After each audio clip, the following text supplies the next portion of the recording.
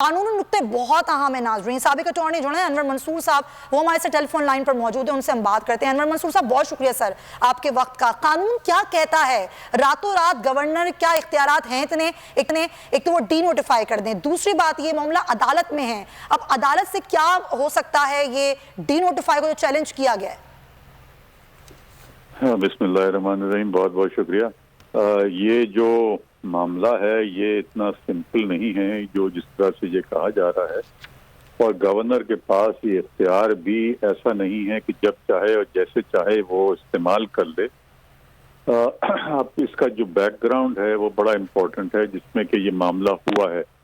Governor ने जब call की असेंबली को कन्वीन करने के लिए कहा, उसको ऑलरेडी प्रोविंशियल असेंबली जो है वो सेशन में थी जी।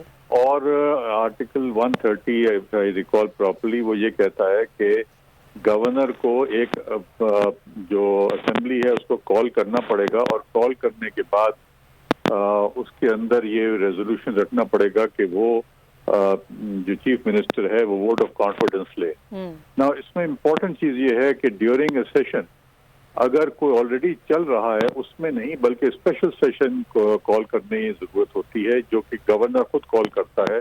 और ड्यूरिंग अ सेशन ये बात नहीं हो सकती है, उसको चाहिए था कि वो प्रोरोग करता पहले, जो आर्टिकल 130 के अंदर भी दिया हुआ है, पहले प्रोरोग करता उसके सेशन को, उसके बाद एक स्पेशल सेशन कॉल जिसमें सिर्फ और सिर्फ ये इशू रखा जाता।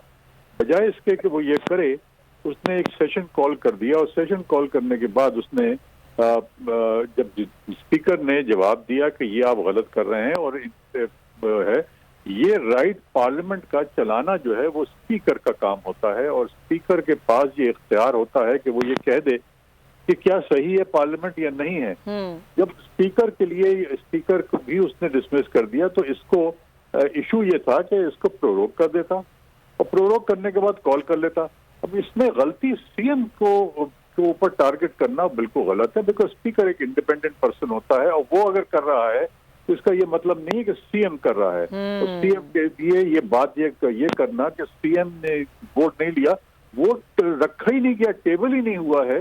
जब टेबल ही नहीं हो रहा है तो फिर कैसे वो यानी कि सर सिंपल सी बात ये है कि ये मामला वजीर आला का है ही नहीं। बड़ा आपने आसान बता दिया है, ये बड़ा टेक्निकल मामला। अब सर ये क्योंकि हो गया है, अब क्योंकि अनवर साहब ये हो गया है और अब ये मामला अदालत भी चला गया है, तो अब ये टेक्निकल चीज जिस पर जस्टिस फारूक आज़ाद साहब ने माजरत कर ली केस सुनने से, ये आईनी बहरान पैदा हो गया, ये ताक़ीर का जितना शिकार होगा, तो अब उसमें फिर किया क्या जा सकता है? जी, इसमें जो चीफ सेक्रेटरी ने भी गलत किया है, उसने भी एक और निकाल दिया है जिसको कि चैलेंज कर दिया गया है, और चैलेंज जब किया जाता है कोई, तो जाहिर है कि उसको कोर्ट देखेगी। अब एक आदमी ने, एक जज ने अगर माजरत कर ली है तो नेचुरली कोई और जज को किया जाएगा, पर आज ही ले लेना चाहिए इनको। ये मामला जो है ये प्रोविंशियल गवर्नमेंट का मामला है, और कोई प्रोविंस जो है बगैर गवर्नमेंट के रह नहीं सकती है। तो इसलिए उसको मेरे ख्याल में तो आज ले लेंगे, अगर आज नहीं तो कल सुबह टेकअप करके और ये मामले को डिसाइड करें। तो इतना कोर्ट के लिए इतना मुश्किल काम नहीं है, बिकॉज बहुत सिंपल लीगल इश्यूज हैं, और वो लीगल इश्यूज जो हैं वो यही हैं बेसिकली कि क्या गवर्नर के पास ये इख्तियार था, और अगर स्पीकर ने मना कर दिया है तो उसका क्या इफेक्ट होगा, और अगर दोबारा स्पीकर की मामलात को वो किया, फिर मुझे तो ये भी है कि शायद स्पीकर ने रेफरेंस भी भेजा है प्रेसिडेंट को गवर्नर के खिलाफ। जी बिल्कुल, तो वो भी एक इशू है। जी, तो ये सब इश्यूज जो हैं आई एम श्योर टेकअप होंगे, और इंशाल्लाह ये मामला जो है वो गवर्नर के खिलाफ ही जाएगा, और अगर खिलाफ जाता है तो गवर्नर को के खिलाफ तो इमीडिएटली, यानी कि वो जो आप दरख्वास्त की बात करें प्रेसिडेंट को जो भेजी गई है स्पीकर की तरफ से कि गवर्नर को हटाया जाए, तो यानी कि वो हो सकता है कि गवर्नर ने इख्तियारात का नाजायज इस्तेमाल किया, नाजायज इस्तेमाल, और कॉन्स्टिट्यूशनल उसने इनकरेक्ट कॉन्स्टिट्यूशनल प्रोविजन को अप्लाई किया है, और ये तो सबवर्जन में भी आ सकता है अगर कोई करना चाहे, मगर सबवर्जन तो गवर्नमेंट करती है तो इसलिए वो होएगा नहीं, मगर ये तो गलत कॉन्स्टिट्यूशन को सबवर्ट करने की कोशिश की गई है। अच्छा सर, एक और चीज थोड़ा सा क्लैरिफाई, क्योंकि आप जाहिर कानून को बेहतर समझते हैं। आज दोपहर 2 बजे असेंबली इजलास है जिसमें डिसॉल्व होनी है असेंबलियां, और आप जानते हैं कि अब ये आ गया है जो नोटिफिकेशन था उसका, तो ये हो जाएंगी, इसमें तो कोई रखना नहीं आएगा इस चीज को देखते हुए। देखिए वो जो नोटिफिकेशन डिसॉल्व होने की जो बात है, वो अगर मुझे एग्जैक्ट टाइमिंग नहीं पता, अगर सीएम ने अपने रिमूवल जो इन्होंने किया है उससे पहले ये नोटिफिकेशन निकाल दिया है तो फिर तो रखना नहीं होना चाहिए। अगर बाद में निकाला है तो फिर उस सूरत में वो प्रॉब्लम क्रिएट कर सकते हैं इस चीज को। फिर ये डिपेंड करेगा अगेन इसके ऊपर कि कोर्ट क्या कहती है। अगर कोर्ट ये कहती है कि ये रिमूवल गलत है तो फिर वो इमीडिएटली डिसॉल्व हो जाएगा। अच्छा अनवर मंसूर साहब, थोड़ा सा क्लैरिफाई कर दीजिएगा सर, ये होता क्या है, प्रोसेस क्या होता है कि जब आप एक नोटिफिकेशन असेंबली डिसॉल्व करने का टाइमिंग को हम छोड़ देते हैं, जब आप करते हैं अजलास हुआ और असेंबली डिसॉल्व हो जाती है फौरी तौर पर, या फिर क्या प्रोसीजर होता है? इसका प्रोसीजर सिंपल है कि सीएम जो है वो गवर्नर जो है वो बाउंड है कि वो डिसॉल्व कर दे उसको on the advice of the chief minister उसके, और वो शुड बी इमीडिएटली डिसॉल्व। बिल्कुल। अच्छा, यानी कि फिर आप ये कह रहे हैं कि अगर हम टाइमिंग को देख लें, अगर टाइमिंग उनके रिमूवल से पहले की है तो ये इमीडिएटली डिसॉल्व हो जाएगी असेंबली आज। जी हाँ। और गवर्नर पाबंद हैं इस चीज के। जी हाँ। और गवर्नर जैसे कि अपने इख्तियारात का पहले ही नाजायज इस्तेमाल कर चुके हैं तो वो यहाँ पर भी कुछ कर सकते हैं? जी, अगर वो पहले इस्तेमाल कर चुके हैं अपनी ये अथॉरिटी, तो फिर देखिए दो तरीके हैं। गवर्नर रेफर भी कर सकता है वापस कि आप दोबारा एडवाइस दें, ये भी कर सकता है वो।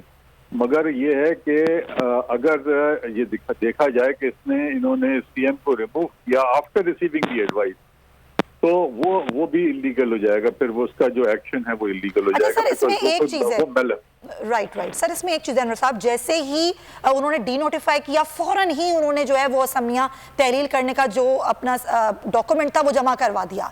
तब उसमें टाइमिंग वो इम्पोर्टेंट है कि जमा करवाने की, या उस पर कोई तारीख दर्ज होती है सर? नहीं, वो जब जमा कराने का जो तारीख है वो टाइम और तारीख दोनों दर्ज होती हैं, तो जाहिर है कि वो पहले देखा जाएगा किसने पहले किया है। और यानी कि ये फिर गवर्नर वापस भिजवा सकते हैं इसको?